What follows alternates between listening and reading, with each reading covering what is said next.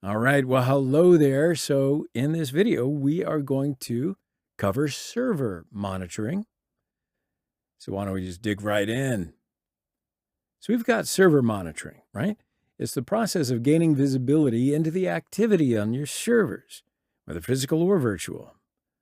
See, servers are the devices, or increasingly applications, that will store and process information that is provided to other devices, applications, or users on demand. A single server can support hundreds or even thousands of requests simultaneously. As such, ensuring that all of an organization's services are operating according to expectation is a critical part of managing your IT infrastructure. So this term, server monitoring, it's actually kind of complex because of the exceptionally wide range of servers that exist. A web server could be a physical device, but it increasingly refers to a virtual server housed on a physical machine shared by dozens of other clients, each running their own independent web server system. Mail servers, print servers, database servers, these are just a few of the types of server devices and software. Monitoring and alerting to issues on these various servers each requires a specific type of technological oversight. And the typical off-the-shelf server monitoring tool is actually kind of unlikely to be appropriate for every single one of them. So right now, let's cover how various server monitoring tools and monitoring services work, the value they bring to the enterprise, and how to go about selecting the right system for your organization. Servers are some of the most critical pieces of your IT infrastructure. So it stands to reason that monitoring their performance and uptime is vital to the health of your IT environment. So if a web server is offline, running slowly, experiencing outages or other performance issues, you may lose customers who decide to visit elsewhere. If an internal file server is generating errors, key business data such as accounting files or customer records could be corrupted. Server monitoring is designed to observe your systems and provide a number of key metrics to IT management about their operation. In general, though, a server monitor tests for accessibility, ensuring that the server is alive and reachable, and measures response time, testing that it's fast enough to keep users happy, while alerting for errors, missing or corrupt files, security violations, and other problems. Server monitoring is also predictive. Is the disk going to reach capacity soon? Is memory or CPU utilization about to be throttled? Server monitoring is most often used for processing data in real time, but it also has value when evaluating historical data. See, by looking at previous weeks or months, an analyst can then determine if a server's performance is degrading over time, and may actually be able to predict when a complete crash is likely to occur. So server management is the ongoing process of operating a server in order to ensure uptime and reliability, high performance, and error-free operation. So it represents the day-to-day activities required to administer and keep a server running, with a key focus on ensuring uninterrupted availability required for optimal user experience. Server management can comprise a wide range of specific functions, depending on the organization, its IT structure, and types and number of servers it operates.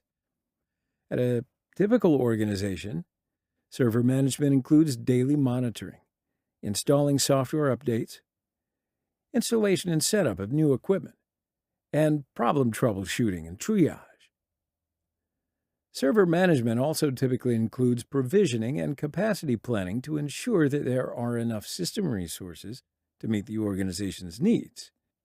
For example, a firm may need enough web server power to support 10,000 simultaneous users, with a burst up to 12,000 users. A server manager would ensure this capacity was available on demand. Now, server management presents its own set of challenges in a virtual environment, as an IT manager can't physically walk over to the server hardware and check to see if there's any problems. So a different set of challenges arise, however, if the servers are physical hardware servers. But servers in both environments need to be managed from a software and hardware perspective, as long as there's space, electrical power, network bandwidth, and even cooling capacity to handle all of them. So server management system.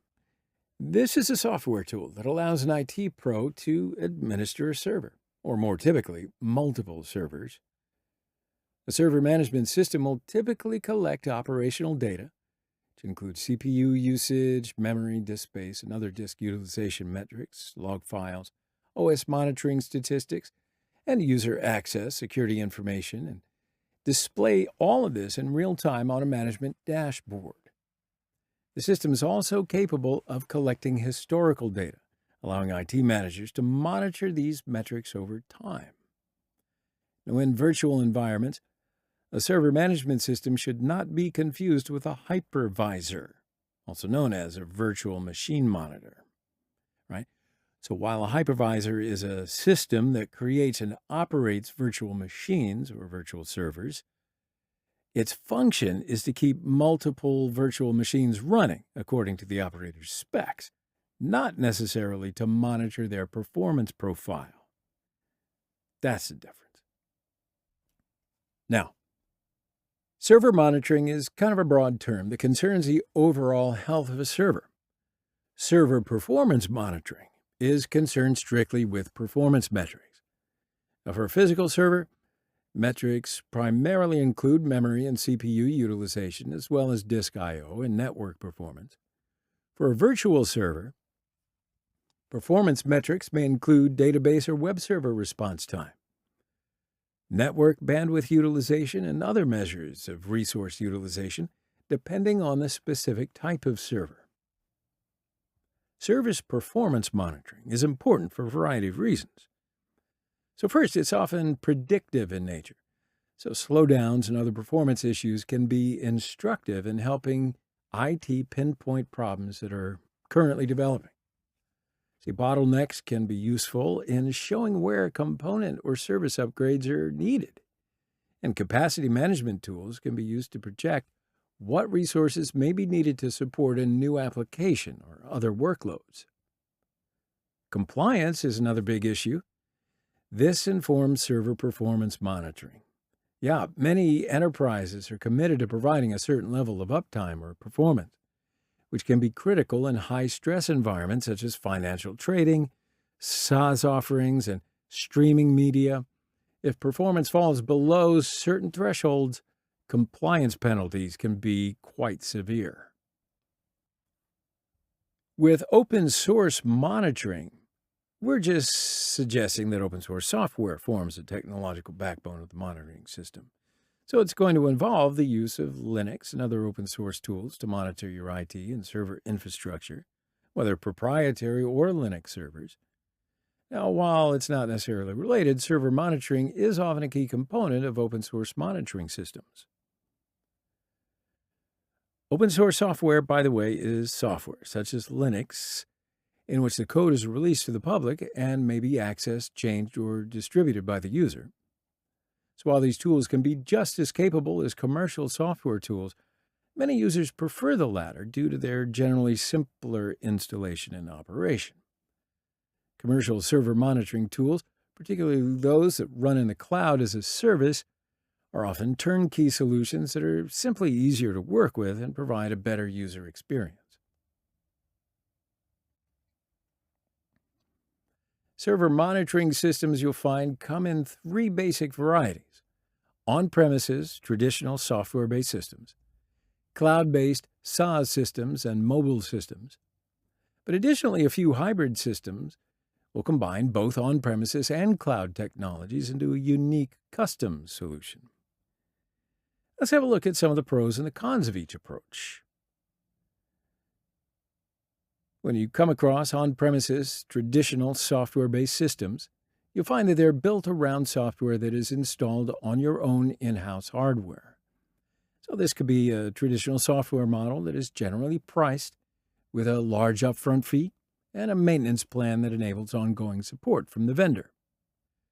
Because every installation environment differs, on-premises software installations can be quite complex, time-consuming, and even prone to difficulties. However, on-premises software can also offer more customization options and may actually allow for more control over where data is stored, which can be useful when reporting to regulatory agencies. But in general, on-premises software is also more expensive than cloud-based options.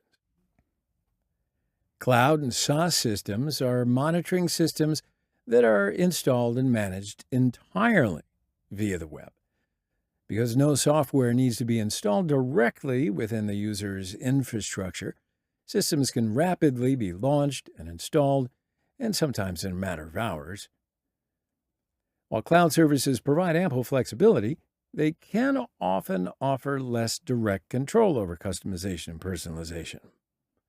Cloud-based monitoring software is sold as a subscription, and many cloud monitoring providers do not require long-term contracts, facilitating easier entry and creating less risk than on-premises solutions. Now, pretty much, mobile systems are not a primary type of server monitoring system, but you will find many on-premises and cloud providers will also support a mobile implementation of their systems as an option. And as the name might imply, these systems run on a smartphone or tablet provide on-the-go access to server monitoring data. Sometimes mobile functionality is limited in comparison to what can be performed via traditional PC, and most cloud-based systems and a few on-premises systems will offer a mobile monitoring option.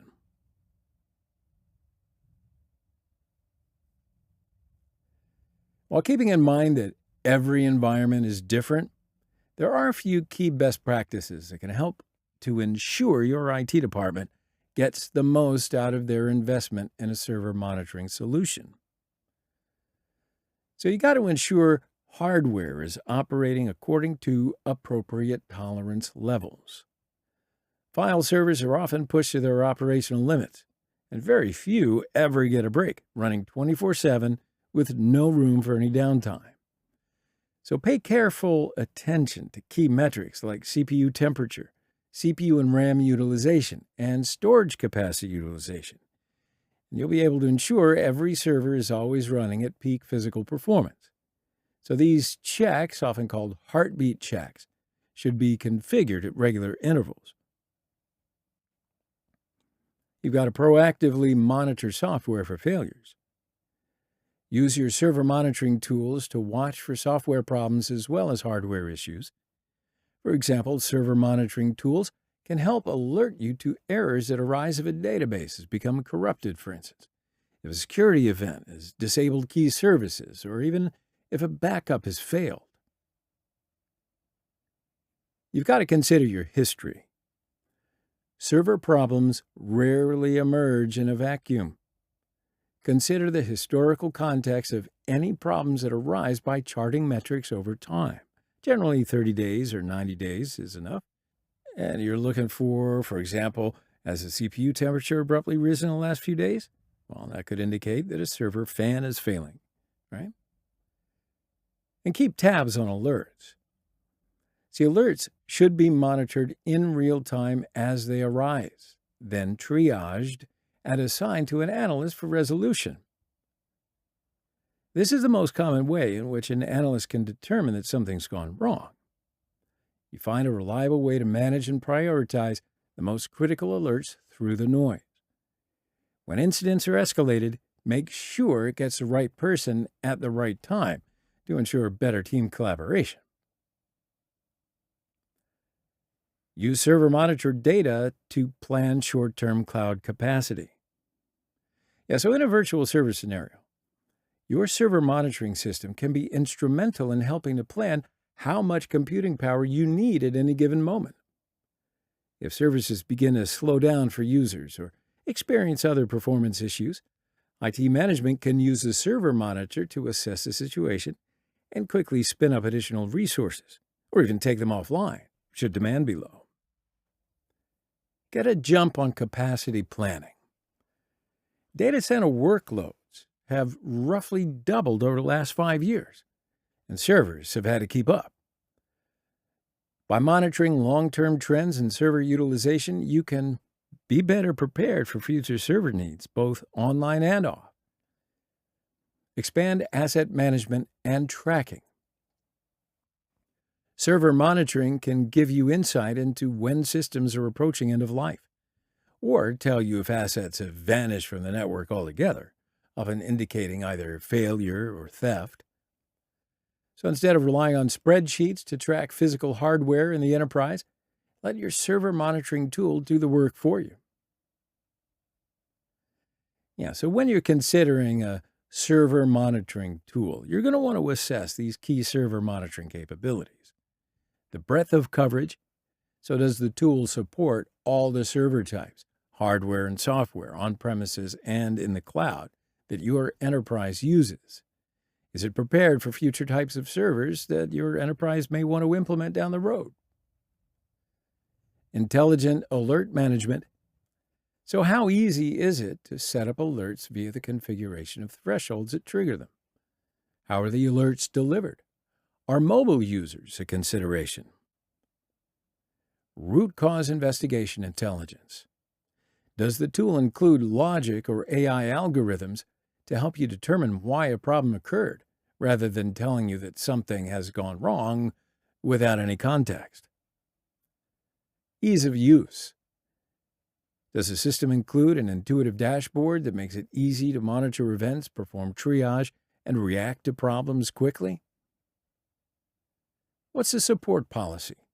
So how easy is it to get in touch with technical support if you need help? All right, so there you go, my friends. That's a lot to consider, but that's all about server monitoring. I know you got a lot to work on now. So take care, and I'll see you in the next video.